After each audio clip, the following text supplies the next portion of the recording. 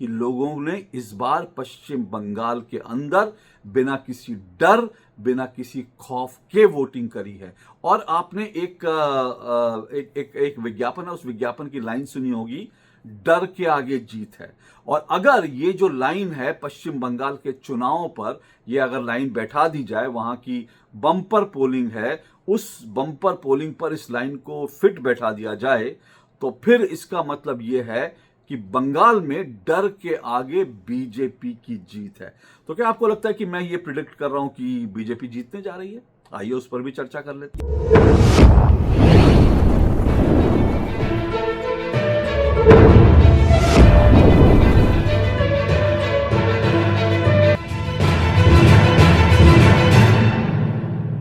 भाई, बंगाल की जनता ने इस बार कमाल कर दिया, कमाल कर दिया, धमाल कर दिया, ईवीएम को वोटों से माला माल कर दिया।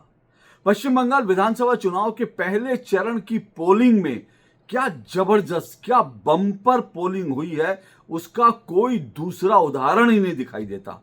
आप सोचिए, आजाद भारत में पहली बार बंगाल में, और मुझे लगता है बंगाल क्या पूरे देश में कहीं ऐसा नहीं हुआ होगा, कि करीब करीब 93% पोलिंग हुई है, 93%। प्रिसाइजली अगर कहेंगे तो 92.8%, यानी करीब करीब 93% पोलिंग हुई है 152 विधानसभा सीटों पर। गुरुवार 23 अप्रैल को जो पोलिंग हुई, पहले दौर की ये पोलिंग थी, अभी दूसरा चरण होना है, लेकिन पहले दौर की पोलिंग में किसी को भी उम्मीद नहीं थी कि बंगाल ऐसा रिकॉर्ड बनाएगा। लेकिन बंगाल ने न सिर्फ नया रिकॉर्ड बनाया, बल्कि पुराने तमाम रिकॉर्ड ध्वस्त कर दिए। और बंगाल में ये जो हैवी पोलिंग हुई है ना, बम्पर पोलिंग हुई है, उसके बाद सभी राजनीतिक विश्लेषक जो हैं वो अपने अपने कागज पेन लेकर के बैठे हैं और वो अंक गणित जो है अपना निकाल रहे हैं, और वो जो आंकड़े गिन रहे हैं और देख रहे हैं कि दरअसल इतनी जो ज्यादा पोलिंग हुई है, इसका रीजन क्या है और इस पोलिंग से क्या असर पड़ेगा। लेकिन कुल मिलाकर ये पोलिंग जो है बड़ी शानदार रही है। अब इस पोलिंग के मायने समझने की कोशिश करते हैं, ये पोलिंग दरअसल क्या कहती है, और क्या ये जो हैवी बम्पर पोलिंग हुई है, क्या इसके पीछे कोई संदेश छिपा है? क्या इस बम्पर पोलिंग में हम 4 मई को जो नतीजे आएंगे, उन नतीजों को पढ़ सकते हैं? आज ये सब सवाल हमारे सामने, इन पर आज चर्चा करते हैं। अब सबसे पहले समझने की कोशिश करते हैं कि ये हैवी पोलिंग क्यों हुई। इतनी हैवी पोलिंग, मतलब ऐसा क्या हुआ बंगाल में कि इतनी बड़ी तादाद में पोलिंग हो गई। अब आप अगर अखबारों में, मीडिया में और तमाम जो राजनीतिक विश्लेषक हैं उनको सुनेंगे तो उनके अलग अलग तर्क हैं। कुछ लोग ये कह रहे हैं कि दरअसल बहुत सारे लोगों को वोट कटने का डर था कि अगर हमने इस बार वोट नहीं डाला तो अगली बार हमारा वोट कट जाएगा, इस डर के कारण लोग आए, वोटिंग करने आए। ठीक है, ये एक कारण हो सकता है, जरूर हो सकता है, बहुत से लोगों को लगा हो, क्योंकि बहुत सारे जो प्रवासी थे जो बंगाल के बाहर हैं, पश्चिम बंगाल के बाहर हैं, वो लोग ट्रेन पकड़कर अपने घर पहुंचे और उन्होंने इस बार पोलिंग करी। ये बात समझ में आती है, कुछ कुछ ये बात है। दूसरा जो आंकड़ा, जो दूसरा तर्क दिया जा रहा है, वो ये तर्क दिया जा रहा है कि क्योंकि मुसलमानों के वोट जो है बड़ी तादाद में काटे गए एसआईआर में, इसलिए जो मुस्लिम बहुल इलाके हैं वहां उन्होंने जमकर वोट किया और ये बीजेपी के खिलाफ वोट है। ममता बनर्जी और बाकी पूरा जो इंडी गठबंधन है वो ये कह रहा है कि ये पूरा का पूरा जो पोलिंग हुई है, ये जो इतने भारी जो वोटिंग हुई है, ये एसआईआर के विरोध में हुई है, क्योंकि चुनाव आयोग एसआईआर करवा रहा था, उस एसआईआर के विरोध में ये पोलिंग हुई है। तो कुछ लोग ये भी कह रहे हैं कि बंगाल में जो इतनी भारी तादाद में जो सेंट्रल फोर्सेस तैनात कर दिए गए ना, उसके विरोध में ये पोलिंग हो रही है। तो अब बड़े बड़े मतलब तर्क और कुतर्क दिए जा रहे हैं। लेकिन सबसे बड़ी बात मैं आपको ये कहूं कि इस बात को समझिए कि ये हो सकता है, और ये है भी, कि बहुत सारे लोग वोट देने इसलिए भी आए क्योंकि उनको लग रहा था अगली बार उनका वोट कट जाएगा। इसके अलावा जो कारण दिए जा रहे हैं कि एसआईआर के विरोध में हुआ, मुस्लिम वोट भारी मतदान हुआ, ये सब फर्जीवाड़ा है। इस ट्रैप में मत फंसिए। कुछ लोग, जैसे फिर दोहरा रहा हूं, कुछ लोग इसलिए आए वोट देने क्योंकि उनको लगा कि उनके वोट कट जाएगा। लेकिन उसके अलावा जो भारी बम्पर पोलिंग हुई, उसके पीछे जानते हैं कारण क्या है? उसके पीछे कारण यह है कि लोगों ने इस बार पश्चिम बंगाल के अंदर बिना किसी डर, बिना किसी खौफ के वोटिंग करी है। और आपने एक विज्ञापन है, उस विज्ञापन की लाइन सुनी होगी, डर के आगे जीत है। और अगर ये जो लाइन है पश्चिम बंगाल के चुनावों पर, ये अगर लाइन बैठा दी जाए, वहां की बम्पर पोलिंग है, उस बम्पर पोलिंग पर इस लाइन को फिट बैठा दिया जाए तो फिर इसका मतलब ये है कि बंगाल में डर के आगे बीजेपी की जीत है। तो क्या आपको लगता है कि मैं ये प्रिडिक्ट कर रहा हूं कि बीजेपी जीतने जा रही है? आइए उस पर भी चर्चा कर लेते। देखिए, इन विधानसभा चुनाव में किसकी जीत किसकी हार ये प्रिडिक्शन करने के लिए अभी हमको थोड़ा सा इंतजार करना चाहिए। क्यों? क्योंकि अभी दूसरे दौर की वोटिंग होनी बाकी है। 29 तारीख को दूसरे चरण का मतदान होगा। 142 सीटों पर पोलिंग होनी है। 142 सीटें अभी रह गई हैं जिन पर मतदान होना बाकी है, और इनमें कोलकाता की तमाम विधानसभा सीटें जहां टीएमसी ने पिछली बार स्वीप किया था। इसलिए फिलहाल ये कहना कि पूरे चुनाव का नतीजा क्या होने जा रहा है ये अभी थोड़ा मुश्किल है। लोग अनुमान लगा रहे हैं। लेकिन फिर से कह रहा हूं, जो पहले चरण की वोटिंग हुई है उसके आधार पर यह स्पष्ट संकेत है कि पश्चिम बंगाल में बदलाव होने जा रहा है, और बदलाव के मायने यह है कि पश्चिम बंगाल में बीजेपी पहली बार अपनी सरकार बनाने जा रही है। अब देखिए, इसको कई तरह से समझिए। सबसे पहली बात इस बात को समझिए कि पश्चिम बंगाल में जब कभी भी, हालांकि कई राज्योों में ऐसा होता है कि जब ज्यादा पोलिंग होती है, कम पोलिंग होती है, तो राजनीतिक विश्लेषक अपने अपने अनुमान लगाते हैं, गणना करते हैं। कोई कहता है कि भारी पोलिंग हुई इसका मतलब एंटी इनकम्बेंसी है, कोई कहता है कम पोलिंग हुई इसका मतलब सरकार उसी तरह से रहेगी। लेकिन नरेंद्र मोदी ने इन तमाम विश्लेषण के जो पुराने जो घिसे पिटे तरीके हैं ना, उनको धता बता दिया। मोदी जब से आए तब से हैवी पोलिंग के बावजूद जो सरकार है बीजेपी की, वो हैवी पोलिंग के बावजूद सत्ता में बनी रही है, कई बार कम पोलिंग के बावजूद बनी रही है। तो इसलिए कहना मुश्किल है कि हैवी पोलिंग हुई सिर्फ इसके मायने ही है कि बीजेपी सत्ता में आ जाएगी। लेकिन बंगाल का अगर आप ट्रैक रिकॉर्ड देखें तो साल 2011 में बंगाल में अब तक सबसे ज्यादा पोलिंग हुई थी विधानसभा चुनाव में, अगर आप बात करेंगे। यानी कि 2026 में जो पोलिंग हुई है 92.8, इसने 2011 विधानसभा चुनाव के पोलिंग का रिकॉर्ड तोड़ा है, जो करीब 85-86% था। अब 2011 में क्या हुआ था? 2011 में जो हैवी पोलिंग हुई थी, बंगाल के लोग बदलाव के लिए निकले थे, क्योंकि उससे पहले लेफ्ट का शासन था। 3 दशक से जो है जो वामपंथी पार्टियां, लेफ्ट फ्रंट है, उसका शासन था। लेकिन 2011 में लोग बदलाव के लिए मां माटी मानुष का जो नारा ममता बनर्जी ने दिया था, तो उस नारे पर लोग निकले और लोगों ने कहा हमको लेफ्ट नहीं चाहिए, हमको ममता दीदी चाहिए, बदलाव चाहिए। और उसके बाद 2011 में पश्चिम बंगाल में बदलाव हुआ और ममता बनर्जी सत्ता में आ गई। अब 2011 का रिकॉर्ड अभी टूट रहा है, तो इसका मतलब यह है कि ये वोट जो है बदलाव के लिए है। इतनी बड़ी तादाद में जो लोग निकले वो बदलाव के लिए निकले। अब इसमें और जो बाकी फैक्टर है उनको भी देखिए, अगर आप पिछले 3 विधानसभा चुनाव को अगर देखें या इसके पहले भी विधानसभा चुनाव देखें, पश्चिम बंगाल के विधानसभा चुनाव में सबसे इंपॉर्टेंट बात क्या होती है? सबसे इंपॉर्टेंट बात ये होती है कि क्या वहां जो चुनाव होने जा रहे हैं वो बिना किसी वायलेंस के, बिना किसी हत्या के, बिना किसी हिंसा के वो चुनाव हो पाएंगे। सबसे बड़ा सवाल ये रहता है। आप पश्चिम बंगाल चुनाव का पूरा इतिहास उठाकर देख लीजिए। जितनी बार वहां पर चुनाव हुए हैं उतनी बार वहां पर जो है हिंसा हुई है। हर चुनाव में कभी जो है 1 दर्जन लोगों की मौत होती है, कभी 8, कभी 10, कभी 15, कभी 35। यहां तक कि लोकसभा विधानसभा नहीं बल्कि जो वहां पंचायत चुनाव होते हैं, पंचायत चुनाव में वहां पर 2 दर्जन और करीब 30 लोगों की हत्या हो जाती है। पश्चिम बंगाल का पूरा एक रक्त रंजित चुनाव का इतिहास रहा है। अब इसमें जो है, आपको याद है कि पिछली बार विधानसभा चुनाव के बाद क्या हुआ था? पिछली बार जब विधानसभा चुनाव हुआ, पिछली बार और उसके पहले भी ऐसा लग रहा था कि बीजेपी अच्छी बढ़त से आ रही है और बीजेपी के लिए अच्छा माहौल बना हुआ था। लेकिन क्या था कि उसके बाद आपने देखा कि हर चुनाव के बाद, जब भी विधानसभा चुनाव हुआ, उसके बाद पोस्ट पोल वायलेंस वहां हुआ। पोस्ट पोल वायलेंस का मतलब क्या है कि टीएमसी के लोगों ने, जिन लोगों ने ममता बनर्जी के खिलाफ वोट किया था, वहां पर जाकर उन्होंने महिलाओं का बलात्कार किया, वहां पर घरों पर बम फोड़े, लोगों की हत्याएं की। ऐसे कई लोग बीजेपी के कार्यकर्ता जो बीजेपी के लिए काम कर रहे थे, उनकी जो है, उनके शव जो है पेड़ों से लटके हुए दिखाई। ये सब चीजें हमने देखी बंगाल में होते हुए। तो क्या रहता है कि बंगाल में एक डर का माहौल रहता है कि भाई हमको जो है ममता के खिलाफ वोट नहीं देना, एक डर का माहौल रहता है। तो वो डर का माहौल पहले लेफ्ट बना के रखती थी, अब टीएमसी बना कर रखती है। तो वो डर का माहौल बना कर रखते हैं कि हमारे खिलाफ कोई वोटिंग ना करे।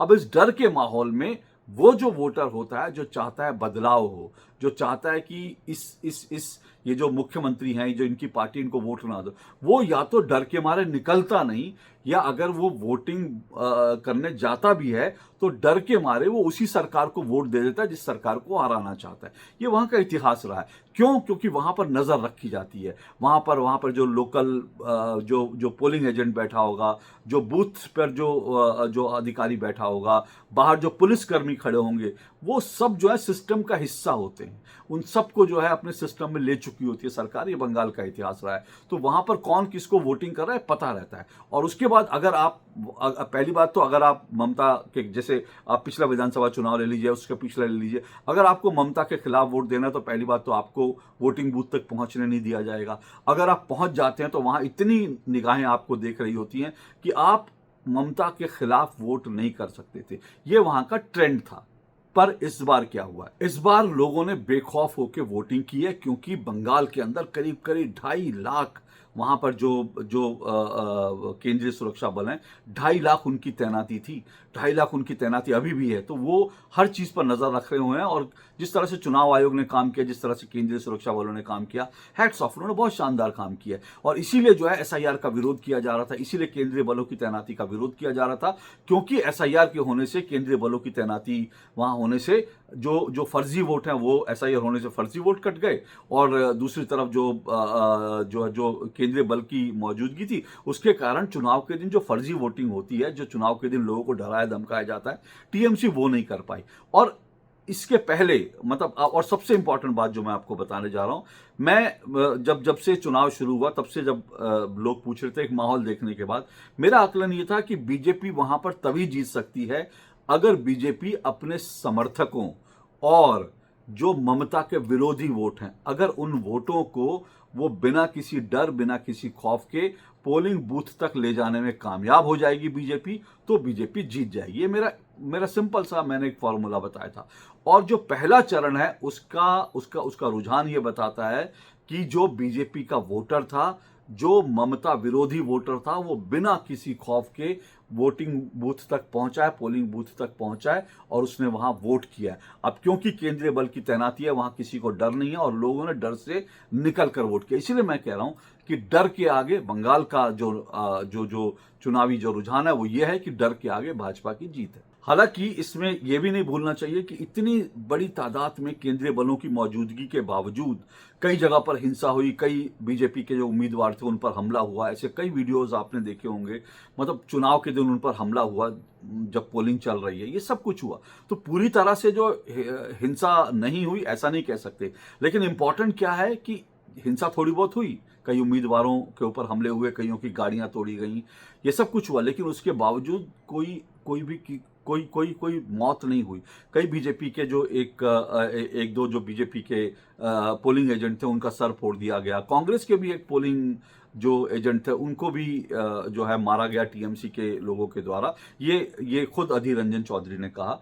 लेकिन उसके बावजूद क्या है कि कोई गोली नहीं चली, कोई हत्या नहीं हुई। ये इंपॉर्टेंट बात है और इसीलिए मैं कह रहा हूं केंद्रीय बलों की मौजूदगी बहुत अच्छी है, बहुत बढ़िया है। और दूसरी तरफ जो है ये भी इंपॉर्टेंट है कि जो चुनाव आयोग ने जो इंतजाम किए थे वो बड़े शानदार रहे। अब बहुत सारे लोग केंद्रीय बलों के जाने पर वहां छाती पीट रहे थे कि इतने केंद्रीय बल क्यों जा रहे हैं। आप सोचिए, केंद्रीय बल थे तब भी ये हिंसा हुई, इतनी हिंसा हुई। अगर केंद्रीय बल ना होते तो क्या होता? फिर से कह रहा हूं, जो वहां का एक इतिहास है, पश्चिम बंगाल का इतिहास है, उस इतिहास को देखते हुए इस बार जो हिंसा हुई है, जो भी पहले ही दिन की पोलिंग में हिंसा हुई, वो बहुत कम है, नगण्य जैसी है।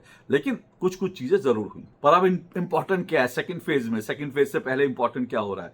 जिन लोगों ने हिंसा की, क्योंकि कैमरे वीडियो सबके आ गए हैं, अब बाकायदा सीआरपीएफ के जो जवान हैं वो गांवों में घुस कर उन लोगों को पहचान रहे हैं और उनकी खूब तुड़ाई हो रही है। पूरा का पूरा एक लुंगी गैंग है। लुंगी गैंग समझ सकते हैं आप क्या है? ये जो लुंगी गैंग है इसकी पुंगी बजाई जा रही है वहां पर घुस कर ऐसे लोग के, क्योंकि तस्वीरें वीडियो में दिख गया कौन मार रहा है, कौन क्या कर रहा है, ऐसे लोगों को पुलिस तलाश रही है और निकाल के घसीट के उनकी तुड़ाई हो रही है। और इसका जो है डर सेकंड फेज में भी जो है दिखाई देगा, जो गुंडे बदमाश है। अमित शाह एक बार नहीं कई बार कह चुके हैं गुंडों को कि भैया टीएमसी के गुंडे घरों में रहना, चुनाव वाले दिन कोई गड़बड़ मत करना, वरना मैं तुम्हें घर से निकाल कर मतलब तुमको उल्टा लटका कर सीधा कर दूंगा।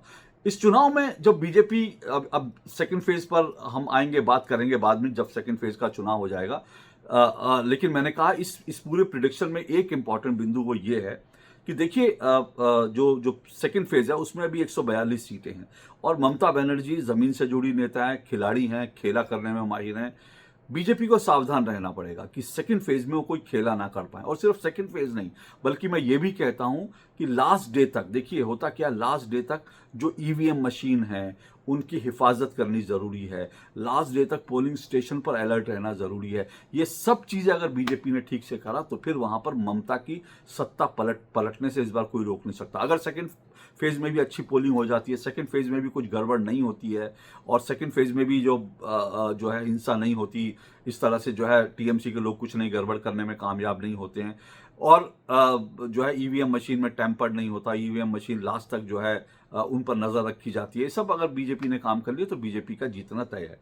और कुछ और फैक्टर है, अभी जैसा मैंने शुरू में बताया कि सेकंड फेज में कोलकाता जैसी जगह पर वोटिंग है और उस वोटिंग के अंदर जो है ऐसी जगह है जो टीएमसी का गढ़ है। लेकिन ये भी समझना चाहिए कि इस चुनाव में बीजेपी जो एज पर जा रही है, बीजेपी जो जीत रही है, उसका एक बड़ा कारण, जैसा मैं बार बार कह रहा हूं कि लोग बिना डर के निकल रहे हैं, बिना किसी खौफ के निकल रहे हैं, वोट डाल रहे हैं, तो उसमें एक बहुत बड़ा कारण केंद्रीय गृहमंत्री अमित शाह भी हैं। क्योंकि अमित शाह 15 अभी तो कहना मुश्किल है कितने दिन, लेकिन उन्होंने पहले कह दिया था 15 दिन में वहीं डेरा डालूंगा। और पिछले 2 हफ्ते से, करीब 1.5 या 2 हफ्ते से अमित शाह ने वहां पर डेरा डाला हुआ है। वो एक एक चीज को खुद देख रहे हैं, हर चीज की मॉनिटरिंग खुद करे। जब केंद्रीय गृहमंत्री वहां बैठा हो तो जाहिर सी बात है केंद्रीय सुरक्षा बल और बाकी जो हैं, जो बल वहां तैनात है, वो अलर्ट पर रहते हैं, हाई अलर्ट पर रहते हैं, कुछ गड़बड़ नहीं हो पाती। और वही है उनके रहने का एक फायदा, यही हो रहा है, हर चीज पर वो खुद निगाह रख रहे हैं। पिछले विधानसभा चुनाव में बीजेपी अच्छा खासा माहौल बनने के बावजूद इसलिए हारी थी क्योंकि बीजेपी लास्ट मिनट तक आते आते बीजेपी के जो लोग थे वहां शिथिल हो गए थे। जिन लोगों को केंद्र से, दिल्ली से भेजा गया था, उनके बारे में बहुत नेगेटिव रिपोर्ट्स आई, वो होटल्स में बैठे रहे, अपना वो उन्होंने जमीन पर नहीं गए। लेकिन अमित शाह ये सब चीजें बर्दाश्त नहीं करते, वो जमीन पर रहकर काम करते हैं, 24 घंटे एक्टिव रहते हैं। तो उनके जमीन पर होने से फर्क जाहिर तौर पर जो है वो पड़ता हुआ साफ दिख रहा है। और एक लोकप्रिय प्रधानमंत्री नरेंद्र मोदी, उनकी लोकप्रियता का तो कोई सानी नहीं है। पहले उन्होंने झालमुड़ी खाकर जो है ममता और टीएमसी को मिर्ची लगा दी थी। अब उन्होंने जिस तरह से हुगली नदी में जाके नौकायान किया है, तो मतलब उन्होंने पूरी तैयारी कर लिया है कि जो है ममता बनर्जी और उनकी सरकार को वो जो है पानी पिला पिला कर ही छोड़ेंगे। उन्होंने जो कुछ पीएम नरेंद्र मोदी ने किया उसका बहुत जबरदस्त रिएक्शन, बहुत जबरदस्त इंपैक्ट आ रहा है। अब आप देखिए प्रधानमंत्री नरेंद्र मोदी, अमित शाह, ये लोग कितनी मेहनत करने वाले नेता हैं, इसको समझना चाहिए। हालांकि ममता बनर्जी भी कम मेहनती नहीं है, लेकिन आप इनकी राजनीति समझिए कि अमित शाह बैठे हुए हैं वहां पे डेरा डाल के, दूसरी तरफ जो प्रधानमंत्री नरेंद्र मोदी हैं वो पहले वो गए दमदम में, उन्होंने जो है अपना रोड शो निकाला, जबरदस्त रोड शो, बहुत अच्छी प्रतिक्रियाएं वहां पर उनको मिली। रोड शो निकाला और उसके बाद वो अचानक उन्होंने तय किया कि वो कोलकाता में रुकेंगे। कोलकाता में रुके और उसके बाद उठ करके सुबह उठे और सुबह उठ के अचानक वहां पर जो है आम लोगों के बीच पहुंच गए, वहां हुगली के घाट पर पहुंच गए। घाट पर उन्होंने लोगों के साथ बातचीत की और उसके बाद नौकायान किया। और वो नौकायान की तस्वीरें जो है ना, वो अब पूरे विपक्ष को जो है वो बहुत तकलीफ दे रही हैं। उन्होंने जिस तरह से नौकायान किया, उसके बाद जो नाविक थे उनको, नाविक को गले लगाया, उनसे उनका हालचाल पूछा, उनसे बातचीत की, आम लोगों से बातचीत की, ये तमाम दृश्य जो है ना, ये गजब के दृश्य हैं। और ये नरेंद्र मोदी का कनेक्ट दिखाते हैं, उनका जादू दिखाते हैं, उनका जलवा दिखाते हैं। और जिस तरह से वो लोगों के बीच गए, उसका बहुत अच्छा इंपैक्ट है, जो तमाम राजनीतिक विश्लेषक बता रहे हैं। तो कोलकाता की भी हवा बदलने के लिए नरेंद्र मोदी ने पूरी अपनी ताकत लगा दी है। अमित शाह पहले से वहां बैठे हैं और फिर से कह रहा हूं कि इस चुनाव का नतीजा जो है उसके लिए 4 तारीख तक इंतजार करना पड़ेगा।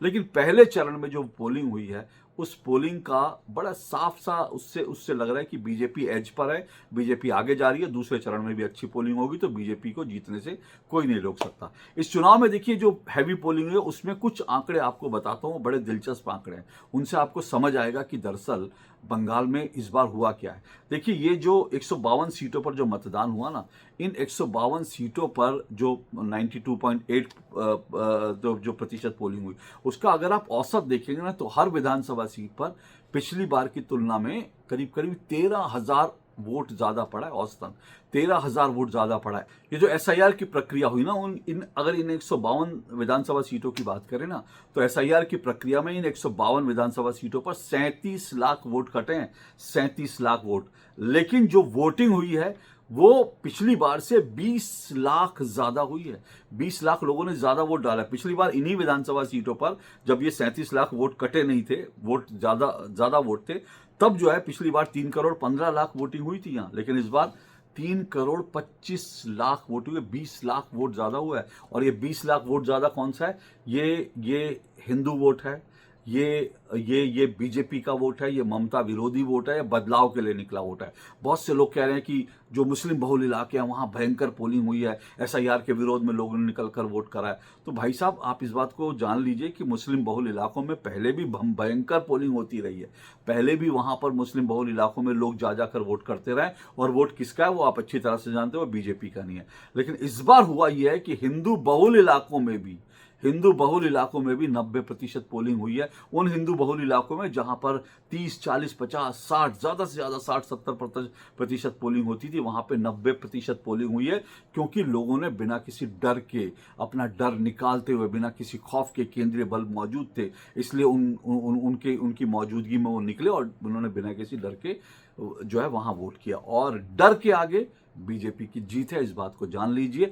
और इसीलिए जो है जो केंद्रीय बल वहां जा रहे थे, तो तमाम जो ये जो सेकुलर लॉबी है ना, जो सेकुलर प्रोपेगेंडा करने वाले पत्रकार हैं, बुद्धिजीवी हैं, जो नेता हैं, जो सेकुलर नेता, इसलिए वो तमाम बौखलाए हुए थे कि इतने हैवी सुरक्षा बल क्यों भेजे जा रहे हैं। तो वो इसीलिए भेजे जा रहे हैं ताकि वहां पर हिंदू बिना किसी डर के निकले, अपना वोट कर सके। तो इस बार बंगाल में बदलाव होने की हवा जो है वो चल पड़ी है, और 29 तारीख को यह तय हो जाएगा कि बदलाव हो रहा है और कितना बड़ा बदलाव हो रहा है। 29 तारीख को एक बार फिर बात करेंगे, लेकिन अभी बंगाल से बहुत अच्छे शुभ समाचार हैं। और अच्छी बात ये होगी, हार जीत पे मैं एक आध दिन में इस पर जरूर बात करूंगा जैसे ही मौका मिलेगा, कि हार जीत तो बंगाल में एक तरफ है, लेकिन बंगाल में सबसे इंपॉर्टेंट बात ये होगी, अगर बदलाव होता है तो बंगाल में हिंसा की जो राजनीति है ना, जो रक्त रंजित राजनीति है, ये वहां से जो है वो बंद हो, ये उम्मीद करनी चाहिए हमको। और बंद होगी क्योंकि ये प्रधानमंत्री नरेंद्र मोदी